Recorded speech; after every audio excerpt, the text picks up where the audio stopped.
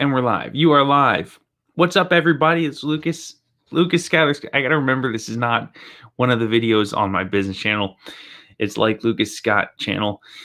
It's me. Hey, what's up? I know you guys are used to seeing two people in the frame, but tonight is just me. I made a little scrolling banner here at the bottom. Can you see this?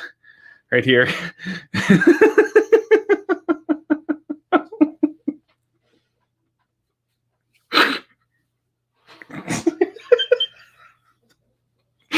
So funny to me.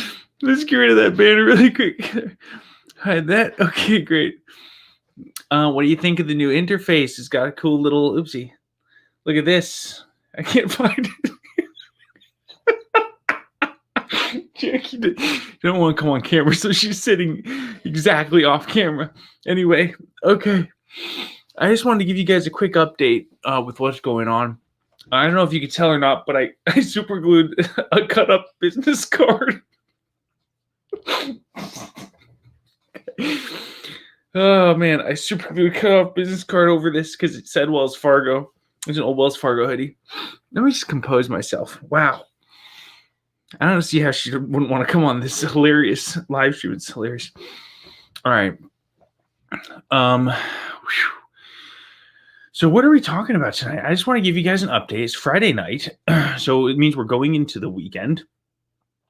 We've got it's going to be Daddy Weekend, right? Jackie's going to work, and let's just jump in. So yeah, that's what's going on.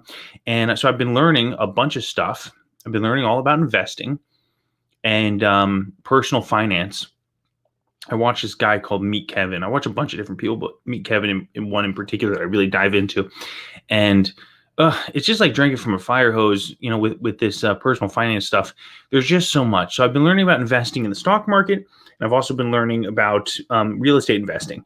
And I was on my coaching call this week with my life coach, Dana, who's awesome. You should check her out for sure. Also my friend, networking partner, and co-host of a show. So all kinds of good stuff. But we were talking about like how I approach things. And frequently I approach new things that I'm learning, rather than like spending a lot of time figuring them out. I just kind of jump into it and learn from doing it. So that's kind of what I'm doing. I'm investing in the stock market with real money as I learn to invest in the stock market. This week I learned more about how to value a company, how to find a company's intrinsic value, so I could determine whether or not it is overvalued, undervalued, how the stock market's actually looking at it.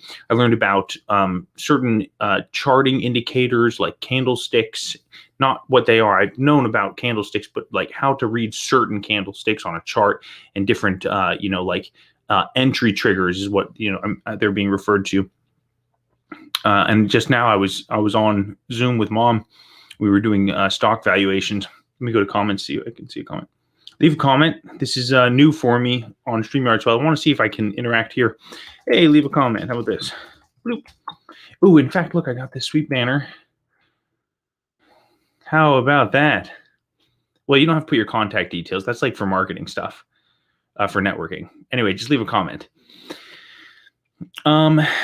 So yeah, it's just so much information, and same thing with the real estate stuff. You know, like we've never refinanced a house, but we're refinancing our house, and because it seems like a good time, and everything that I know about it, which is very little, seems to make sense, and so we're doing it with the goal to be able to take a home equity line of credit and leverage that money to then buy more property.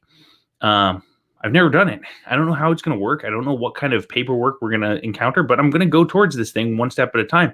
Another thing that Dana said was action creates clarity. So, you know, if you're not sure what the next step is, maybe just start taking whatever step you think you're supposed to take. And well, life will let you know if you're missing something. Let's talk about intermittent fasting and dieting. So I've been doing intermittent fasting, which means I don't eat from 6 p.m. in the evening until 10 a.m. the next day. And then from 10 a.m. to 6 p.m. I can just, eat what I want. I could technically eat whatever I want. The information I found on intermittent fasting said that as long as you're still in your net calories are still reduced, you're going to still have the effect. And obviously, I don't want to just eat garbage and eat cake all day. It just doesn't feel good. Indigestion problems, all kinds of stuff with that. And I think this is a really good way to go about it. Jackie is taking a different approach. She has decided to take the dieting approach, which where she's like counting calories and trying to keep it within a certain range. And I just see her in pain about this thing. Yeah, she just seems like, not all the time, frequently she's just fine and just going along and making sure. She's doing a lot more work than I'm doing, for sure. She's like measuring everything out. Today I went in the kitchen and there were like 10 different measuring cups out on the counter, like boom, boom, boom. And I was like, it just didn't snap for me. And I'm like, what's with all the measuring cups? And she's like, well, I've got to measure every single thing. And so you have to, you got to know. And there's a food scale out all the time. It's just all the stuff. So, it just seems like a lot more work.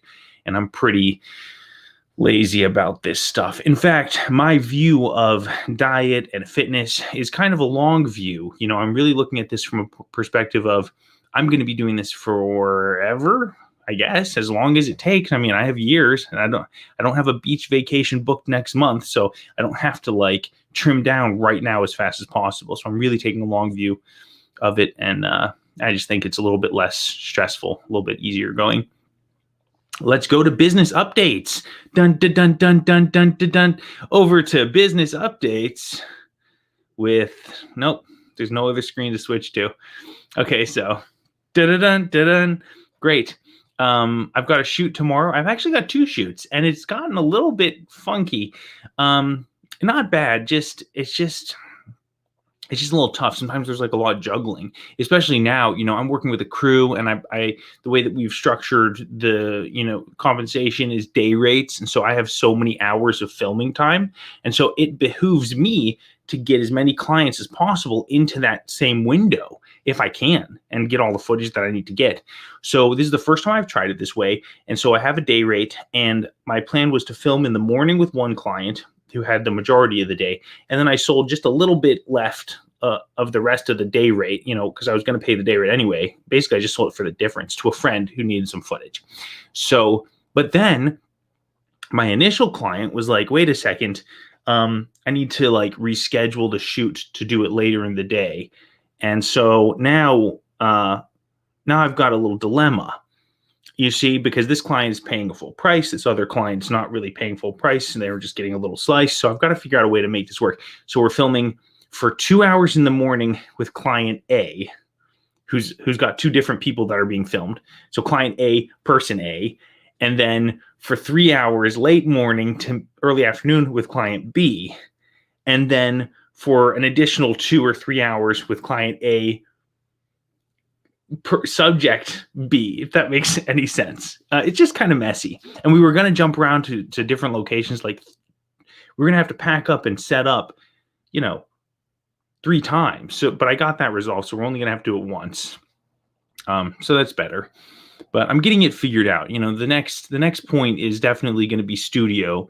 And I'm learning all about how to manage that and how to create an environment where we can bring people in and film with them and have a different looking kind of set and scenery, and without having to make a whole bunch of changes or break a bunch of stuff down and move it around. Because with film production, breakdown and setup is just a huge amount of time, and it's just excruciating. So that's what's going on there. Okay, in children. So on to the children piece. Nathan he was stressed out. We've been working with him. I'm just going to fix my chair. We've been working with him on like sleeping in his own bed. And he's a little kid, he gets scared. And he was saying that it's always scary, and I'm scared of ghosts. So he was saying that, he heard something in the night, something talking, and it was saying, get out, which I think he got from something. Didn't he get that from something? The Addams. But so it scared him, obviously. And so, he was waking up, or whether he was actually hearing that or hearing something else and just being reminded of it, he was scared and feeling that fear.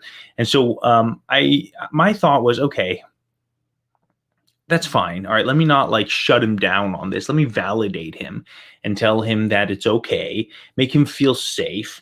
And then what can we do to kind of like help him feel relieved about this? So, if you're not familiar with this, and it might sound a little weird, but there's something called sage, which you can burn, and it's said to cleanse energy and cleanse space. So we did a whole ceremony. We did a sage burning ceremony to cleanse the space, cleanse the house. Our smoke alarms were going off, and I just wanted to make it into an experience that he could feel comfortable and just kind of like fill the house with love and positive energy and confidence, so that he could feel confident that he was safe and good and everything was fine, and give him something to just like when he starts feeling afraid, to remember that we had done this whole ceremony to refresh the space. And so that we did that today. And I think it went well. Jackie was she's on board with it, and we did it, but she was really cranky with the smoke in the house. She was like marching around, opening windows, and clearing the smoke out. So it's not as good when I take shots at her and she's not here to defend herself. So I feel kind of bad about it now. Yep. She's just nodding off camera. Okay, guys. Well, that's it for me. Thanks for tuning in. Make sure that you like and share. And I don't know why it's not. Yeah, I don't know why I'm not seeing comments in real time. Maybe it's probably because no one left any comments. We'll see you guys in the next one.